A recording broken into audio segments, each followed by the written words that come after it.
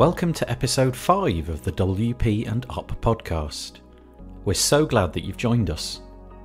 If this is your first time listening to the podcast, you might be wondering what WP and Up is all about.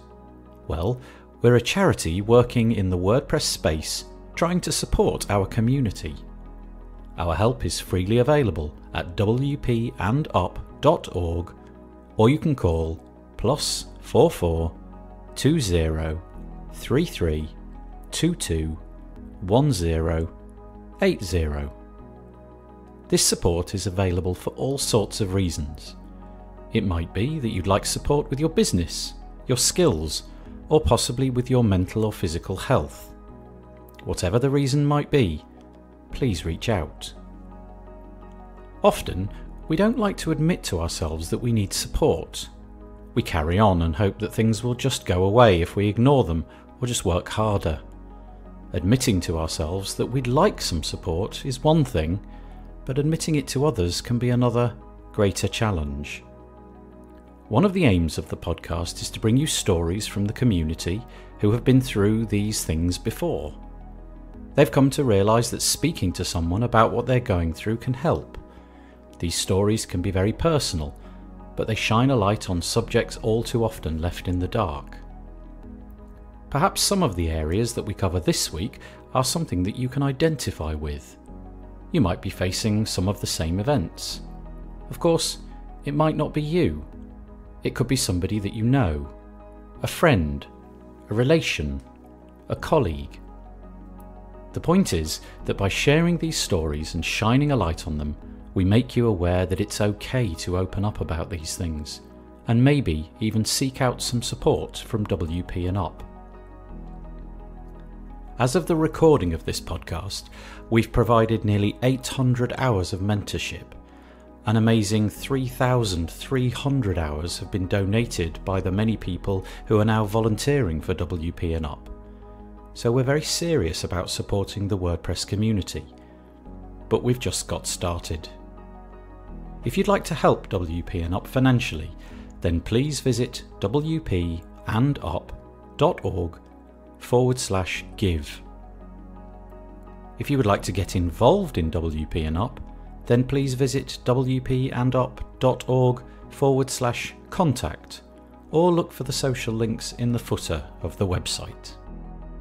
Sponsorship is also an option, and sponsoring WP and Up is a great thing to do. You'll be supporting the important work that we're undertaking, and you can also be featured on the podcast. Like this.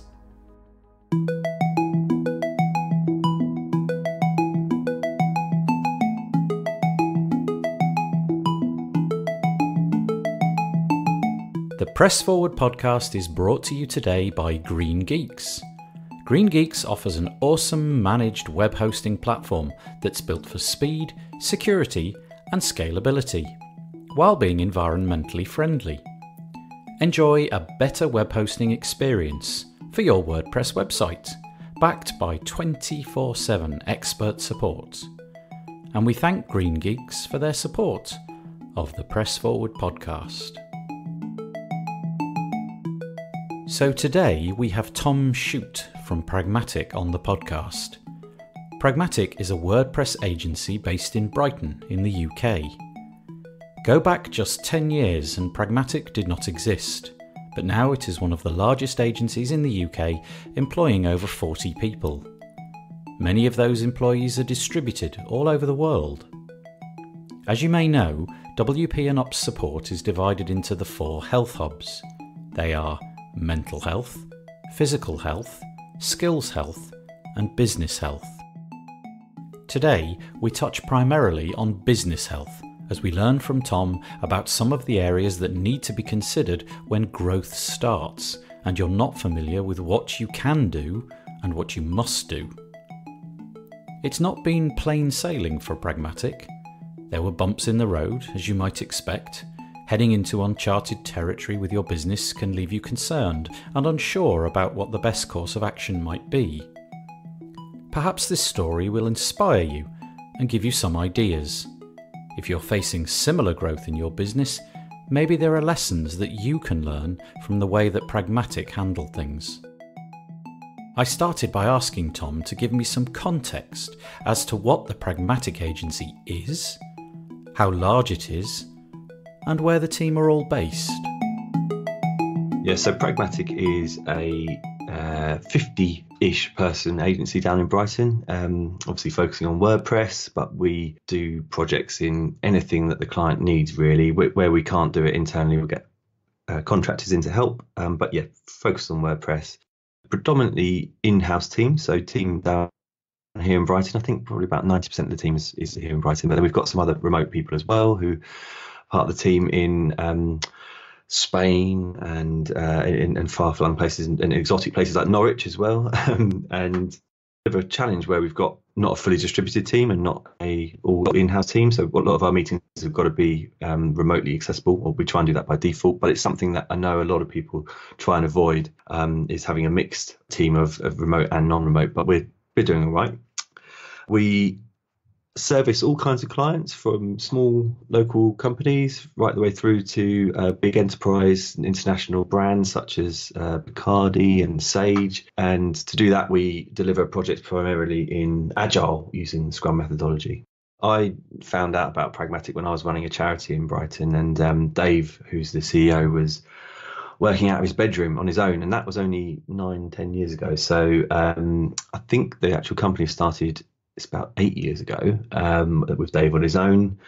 And then I joined the company just over 5 years ago when there was 4 people. We're now up to about 48.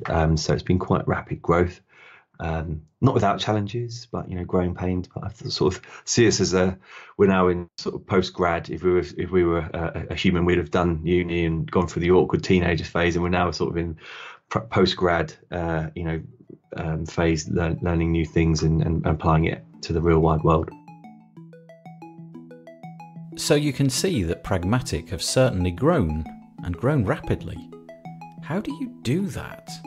Where do you look for inspiration when you're not sure what the best course of action for the agency is? Was there a methodology? A manual, if you like? Something that they followed to make sure that things didn't get out of hand? I'd love to say we followed a strict plan, but what we did was set a 5-year target 5 years ago, unsurprisingly, and it was pretty ambitious. It was to be one of the largest agencies specialising in WordPress in the UK, if not Europe, and that was kind of our big, hairy goal that we set. And we had some really good mentors along the way, people who've been successful in running agencies, and they've helped keep us on track. But really, it was just having that big target that we were going to go for as a team, and having a CEO in Dave who was incredibly driven to get us there. But no sort of template that we use, but I think everyone's got to try it and learn themselves rather than sort of follow a template, because everyone's different in the agencies, and temptation to put models or frameworks onto things and stick to them too rigidly. I think it's important to have a little bit of flex and learn things your own way. When I think about agency growth, my first thoughts are probably the same as yours. Growth means more clients, more staff, more cash flow. But that can't be all there is to it. I wondered if there were aspects of growth that were unexpected, things that the business now has to do that it did not need to do when it was much smaller. Yeah, I think one of the trickiest things that we've experienced is, when you grow from a team of 3 or 4 people to 40, there's, huge change in how you do things and processes, and the sort of the stuff that goes on beneath the surface around the culture, of the business, and trying to keep that is really tough, especially when people are changing, you're bringing new people in, and everyone's got a different way of doing things. And all culture really is a group of people acting, together and doing behaviours together, and trying to keep that the same as what it was when there was 3 people. When there's a lot more people, it's just really tough. So that sort of stuff goes on bubbling away below the surface, and there's no magic wand you can cast to just say, right, this is how we're going to do culture now. It's actually, it's lots of smaller behavioural changes, or keeping, maintaining those behaviours and rituals that you keep doing every week. So yeah, not sort of one thing I can think of that's bubbling away. But just looking after the people, it's becomes more and more important as you've got more people. The single most important thing, I think, in terms of being able to scale. There's a lot of stuff that you learn as you go, and it's okay to be a little bit flexible with it.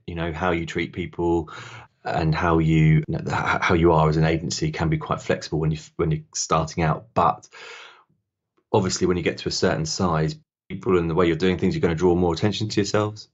As you become bigger, you've got to be a bit more sophisticated with the way you do things. That's everything from the way you're running projects, locking down the scope, because you can't have scope creep when there's lots of you doing that, because it adds up to quite a lot. So it's really important that you've got processes in place to keep that sort of stuff in line. But then likewise, if you're employing people, there are literally laws that you have to follow. You can't be flexible with those, otherwise you get in trouble. So they're things that are there to protect your workforce. So if you've got employees, you've got things like statutory sick pay, lots of legislation around what rights the workers have. Don't want to get into sort of the too legalese, but there's lots of things you've got to follow. It does seem quite scary, and actually a lot of the time when you're talking to legal professionals, that's their job. Knowing everything about the law is their job, so you're not going to know it all, but having some good advice is really, really important. Having an HR advisor who's someone who's knows the law inside out and can give you really good advice is so important. We haven't always been lucky with that. We've had some advice in the past which wasn't actually correct and nearly got us into a real mess, because it is so sensitive. You could end up in an employment tribunal, in court if you're mistreating your employees. However well intentioned you are, actually, making sure you're following the law to the letter is really important. If you start out small and grow larger, then there's inevitably going to be a balance to be struck between the needs of the employer and the needs of the employee. Some areas of the business are governed by the law. There are things that you're obliged to do, but then there are other areas where the employees have more flexibility, more scope to offer additional perks. This must be a hard scale to balance. You need to protect the business, but at the same time, you want to keep your employees happy and productive. What's in the law, what's in the employment law around things like sick pay and redundancy pay and all this sort of stuff is sort of minimum, and we try and sort of always exceed that. So where statutory sick pay is not a lot, and that kicks in when someone's been off after, I think it's 3 days. They're entitled to statutory sick pay.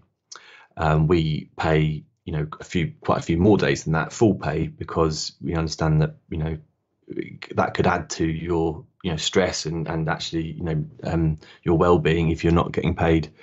And it's one of the reasons why you do go employed rather than contract as a freelancer, because you do get that extra security and reassurance that you're going to get paid even if you do have a couple of days off sick. So it's about sort of using the statutory requirements as a minimum and then building on that to build up your own policies, but also making sure it's really clear, because the law is really clear, but it's also really hard to understand sometimes. If you're looking through these documents, employment law documents, they're really full of legalese.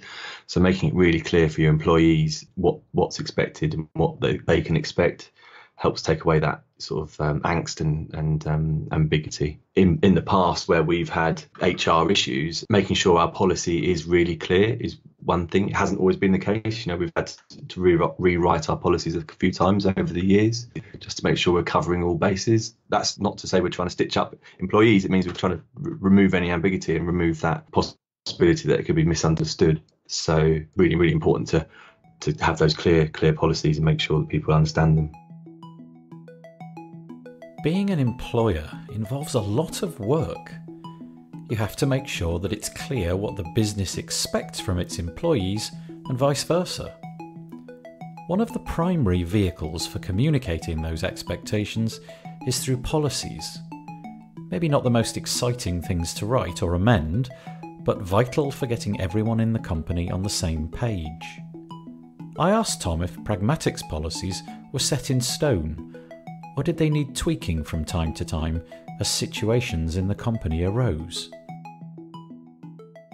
I think that's really important. You react to things as they're going on, but also trying to use those as examples and case studies for how you can improve things. So where we've had situations, incidents, whatever challenges, we've tried to learn from that really quickly. And as a relatively small business, it's still only tens of people, not hundreds or thousands of people, we can be quite agile in our reaction. So if a recent example is where an employee has been off with mental health issues, and we've then taken action pretty swiftly to adjust how we treat these people. So if the policy says one thing, we go, okay, right, how can we improve this? What can we learn from this experience? So yes, quite reactionary, but also doing what you think's best at the time, making sure you're sticking to your policy, but also being flexible enough to say, actually, well, in our policy, it says we have like 1 or 2 return to work meetings with people when they've been off sick, but actually,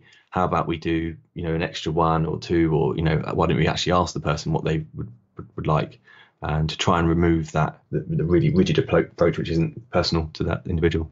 You can't change anything that's statutory, so that will just be in your policy by default. But what you can do is change the terms that are in your policy. So then that's pretty easy to do. But for certain things, it's really important that you make sure that employees are aware of the changes, and there's a consultation period if it's something that's actually going to really impact them. But often, and I'm certainly not an employment lawyer, so always seek professional advice. But I would say that often is the case that your contract is the contractual document, and it references the policies in that. So the policies can change, but as long as it says that in your original contract, it might say something along the lines of the employee must follow the employer's policies as set out in the handbook, which can change from time to time. And that is the case in our ones. But if you make a change to someone's policies, which impacts them,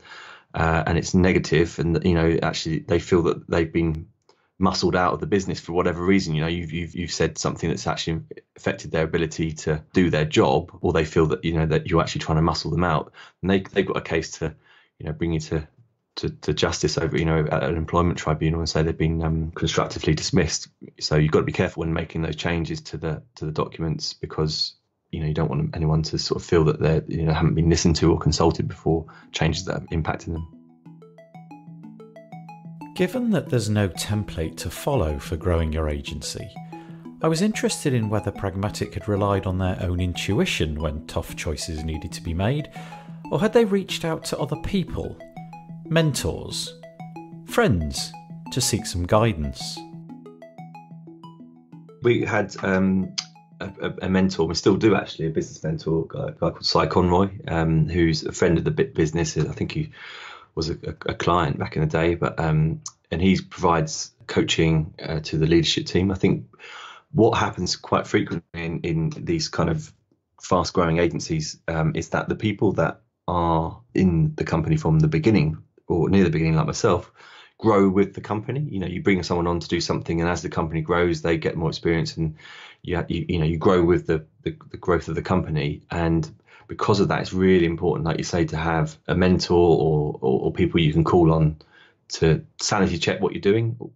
Provide, they might be validating something you assume, inputting to quite big changes. That's really important to get what you think might be a really good idea they could have gone through as someone who's had that experience in a growing agency. So yeah, if you can surround yourself by people who've done it before, definitely do that. There's a number of mentor groups out there that offer it. It can be quite expensive, so make sure you pick a good one. Again, if you can get a referral from someone who's used a really good supplier or had a really good experience with a business mentor, yeah, see if you can get a contact, because you don't want to get advice from someone that's not up to it. The increased burden of bureaucracy that a growing agency faces can be enough to put some people off. There's a policy for this and a policy for that, and somebody, possibly you, has got to write them all. It occurred to me that there might be a better way, a more open way. And perhaps we could open source some of this burden and share its creation. After all, much of it's of a non-competitive nature, and we're all just reinventing the wheel, writing the same documents over and over. Would Pragmatic support this idea?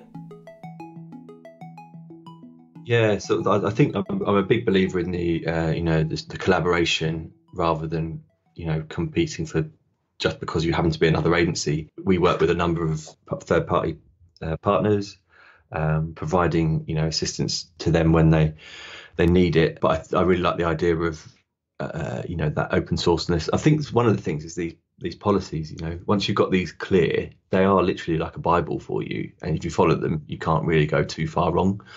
So as I was mentioning before, when you're learning from these experiences, that doesn't go back into your policies often. And if you share those policies and you've updated them, they're likely to be out of date for the people who've copied them. So some sort of shared open source approach to the best practice around this, the issues that WP and Up advocates for, I think would be really, really useful. As I mentioned at the start of this podcast, WP and Up has 4 health hubs: business health, skills health, mental health, and physical health. My conversation thus far with Tom had mainly been centred around business health, and so I wanted to move things on towards the way that a large agency accommodates matters under the mental health banner. How does a modern agency deal with employees who need to have time off for mental health related reasons? How does Pragmatic support them? The key thing I've learned personally is that everyone's different, and being empathetic is the most important thing you can be in these situations. You've got to understand where that person's coming from, and you might not ever get to that point because if you haven't been through it, you won't know. And it's really important to not assume that something that works for one person is going to work for another person, and actually trying to put solutions onto things rather than listening to people and hearing what they're going through. You're not really helping out. What works for you and what you might think is really straightforward and simple actually might be the worst idea possible for someone else. So being empathetic and trying to understand the as well as you can what's going on and how you might be able to support that, and being flexible as well. So while you like to have a set of policies, understanding that different people are going to want different things, and like I said before, what might seem like a really good idea, for example, meeting up and going for a coffee off-site might be really the worst thing possible for someone, or likewise coming into the office when you've been off with mental health issues is might be really a nightmare, whereas some people might think that's a really good idea. So it's just about really trying to understand the individual and where they're coming from, and doing what you can to make things as comfortable and what they need rather than what you think they might need. A lot of the policies we've had in the past were kind of generic, and so when we had the first instance of someone going off with mental health as the cause, we were kind of going a bit blind, but we made sure that we did as much as we could to find out what we could do, but also be really honest with that person and say that actually we've never had this before, and we're kind of going into this new, but so help us help you really, and like let us know how we can do things that are going to help here. Using a generic template is okay, but I think what we learned was that actually, like I said before, everyone's individual. So being able to flex and say, actually, this is how we're going to do it this time, with the clear understanding of what's actually expected legally. Be flexible, don't break the law. If you've got statutory sick pay to pay, make sure you know when that kicks in. When does someone become when do they need to get a doctor's note? What kind of professional support can you get for that person, to help them and to understand the situation. So not everyone is going to be an expert in this stuff. In fact, no one is in our business. There's a few people who are interested and are advocates for what we're doing, but no one's a professional in this space. And so making sure you're calling on the right people at the right time is really important, and to not get out of your depth and try and fumble through, because it's only going to make the person who is suffering suffer more. Any kind of any kind of ambiguity and uncertainty is a stressor. That's one of the key factors in this stuff. It's not, people not knowing, people questioning what's going on and not knowing the answers, and having you fumble your way through it is not going to be a great assistance there. If someone phones up and says that they have a broken arm or a migraine, everyone has a very real understanding of what that means. As agency owners, you could easily adapt because you already have expectations about how serious this is and how long it will likely be before the employee will return to work. But with mental health issues, it's not so clear-cut. Each person is unique, and Pragmatic asking how they can help could be described as bottom-up, letting the employee have some say in how their return to work is implemented. The bottom-up stuff is really important. So, thinking about empathy, it's about understanding different people, and unless you're asking different people and working with different people, you're not going to get their viewpoint on things. So we established because of my own awareness that I certainly don't have the answers for all this stuff, and actually we've got 50 people in the business who might be able to help. So I sort of opened it up and said, look, who wants to come and join this working group? And I know it's a bit of a formal name for it, but what we do is meet up every quarter and have a chat about what's going on. What we've done that's going to sort of try and help this stuff. Well-being initiatives and creating that space for people to feel that they can have a conversation. And a lot of really good stuff's come from that. People who've been through stuff are in that group. People who want to find out a bit more because someone may have confided in them are in that group as well. So it really is like a peer support network. And I think the biggest thing I've learned is that actually it's okay to talk about this stuff. It's okay to, better than okay. It should actively be encouraged, because then it takes away that stigma and the risk that someone's sitting there not talking about it. That's the worst thing that can happen. That's why, when you're not in an agency, things like WP and Up are so important, because people, just need to know there's people to talk to. Of course, Pragmatic is a business, and it needs to keep producing websites in order to survive. I asked Tom the uncomfortable question about whether or not the company had given any thought to what they would do if someone's mental health support needs were ongoing and a return to work was not yet likely. Whatever you do it relies on there being a business.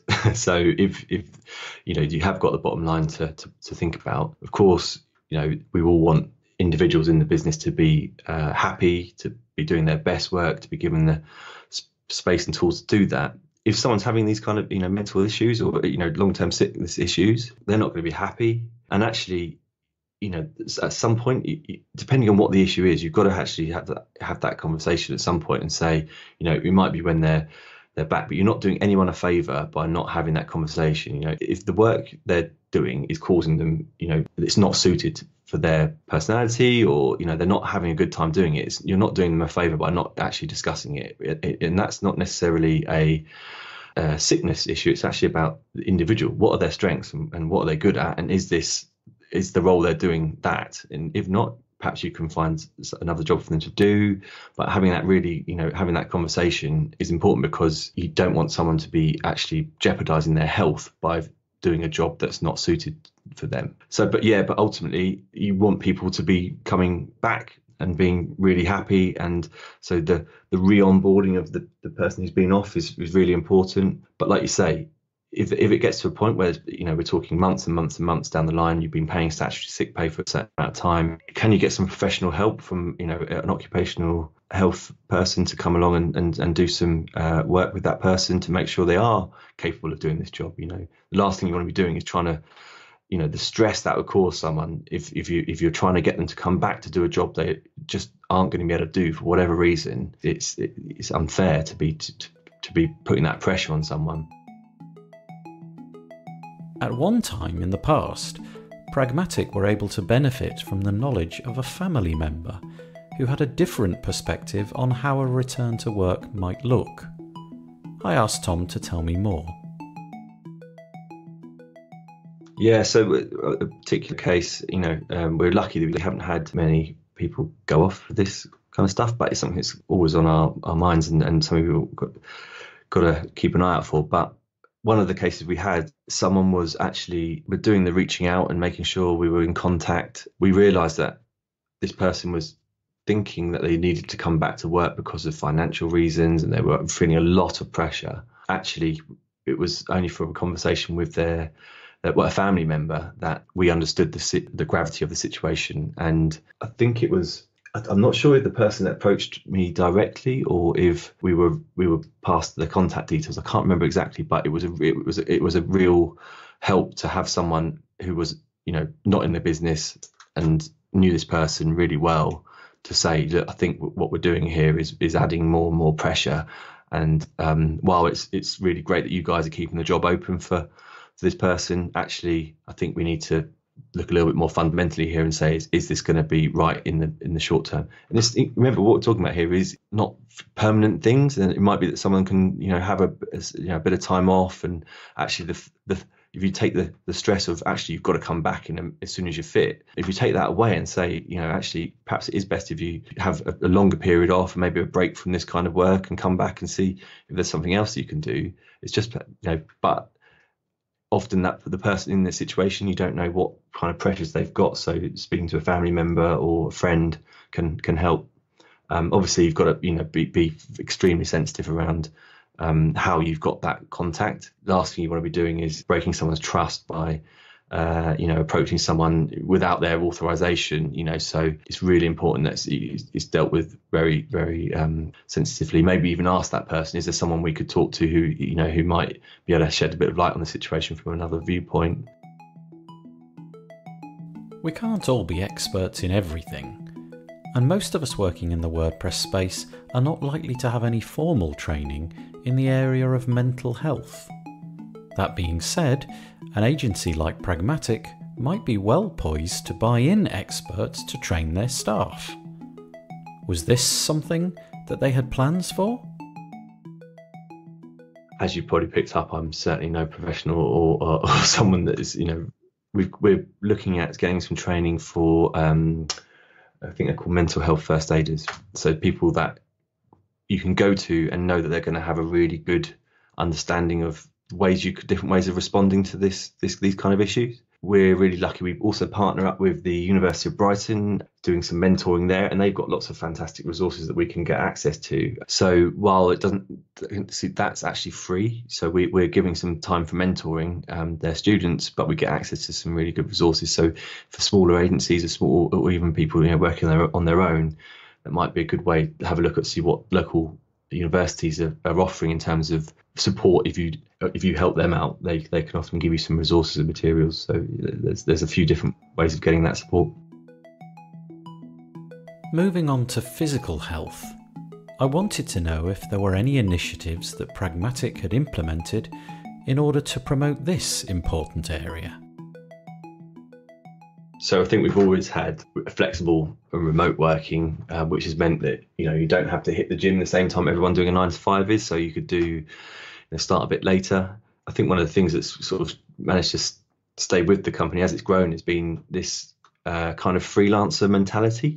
The reason why people like the freedom and the flexibility of being a freelancer is because you can go down the gym at 11 o'clock in the morning and catch up afterwards, or work a little bit later. So we try and bring that to our policies. We have done. I think that at the moment they're getting reviewed, but we've had health and wellbeing benefit, which means people can go to the gym and claim a bit of money back for that, or go to yoga classes. We've just moved into a new office, and we have lost the showers, which has actually been really quite important to people. So in our old office, however rubbish it was, we did have we had a shower. So if you're getting people to go out and do runs or cycling and things like that at lunchtime or before work, having somewhere they can shower off afterwards is actually really important. So we're looking at getting that sorted.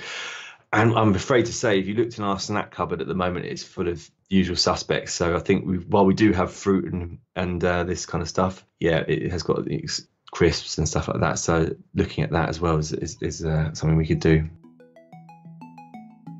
Some people are very disciplined and take much needed time to get out of their chair and get away from the screen.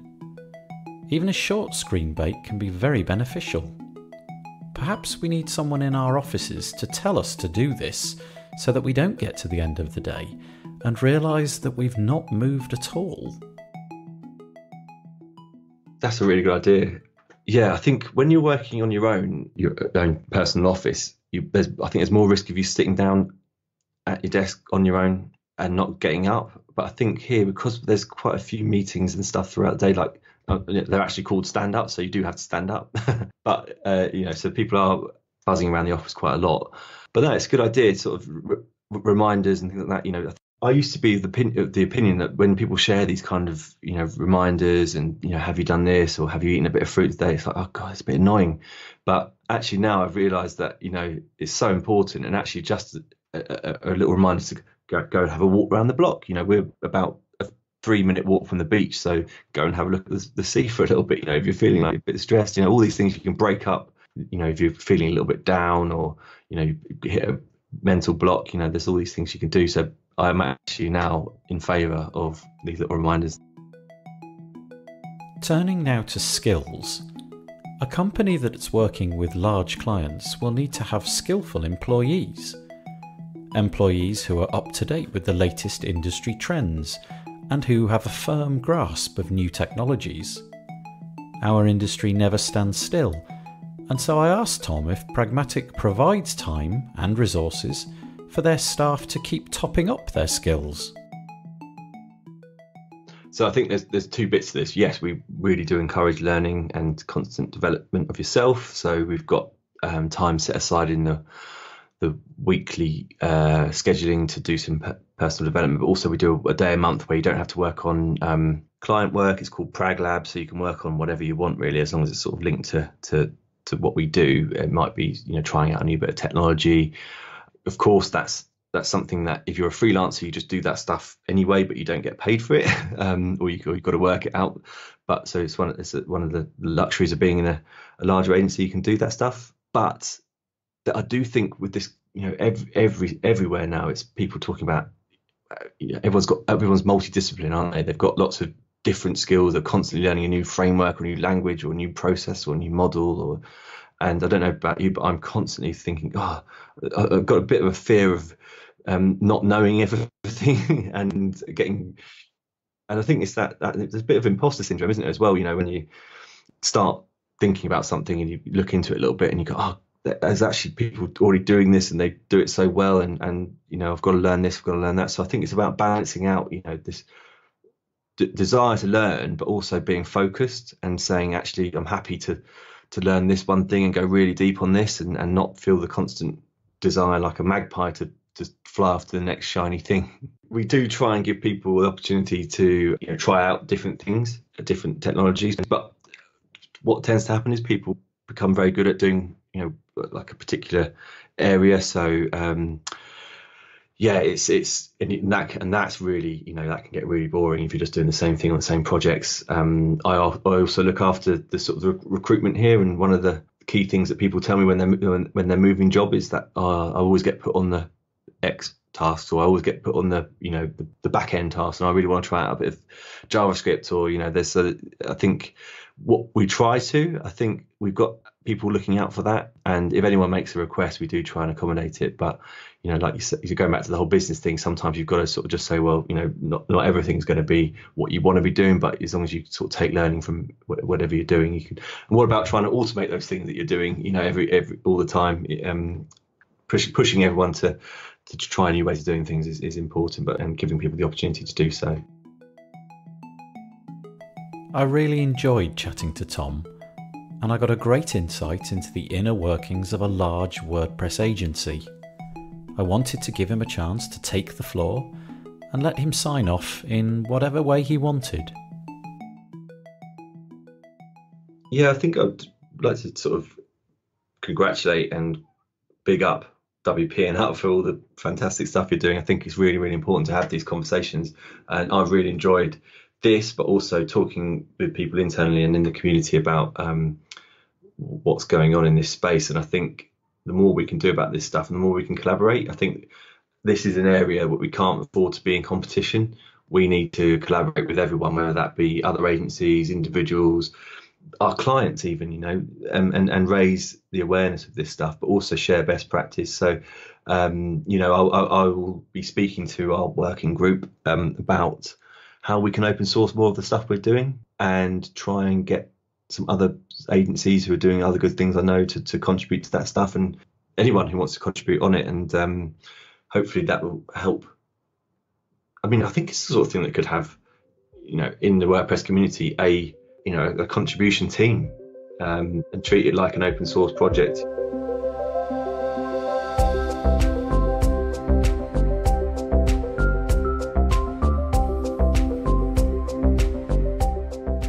Remember that WP and Op is here to help you. Visit wpandop.org or call +44 20 33 22 10 80. The Press Forward podcast is brought to you today by Green Geeks. Green Geeks offers a specially engineered platform that gives WordPress users web hosting that is designed to be the fastest, most secure and scalable hosting available in multiple data centers. Their WordPress hosting makes deploying and managing WordPress websites easy with automatic one-click install, managed updates, real-time security protection, SSD RAID 10 storage arrays, Power Cacher and expert 24/7 support to make for the best web hosting experience. And we thank Green Geeks for their support of the Press Forward podcast. That's it for this week. Please let us know if you've enjoyed the podcast, if you're finding it useful or helpful. You can reach out to us at wpandop.org/contact. Remember that there's a serious point to all of this though, and that is that WP and Op is here to provide help and support. That help is available to you or people you know and can be easily accessed at the wpandop.org website. Please spread the word about this podcast, tell your friends and subscribe on iTunes or your favourite podcast player. So until next time, #PressForward.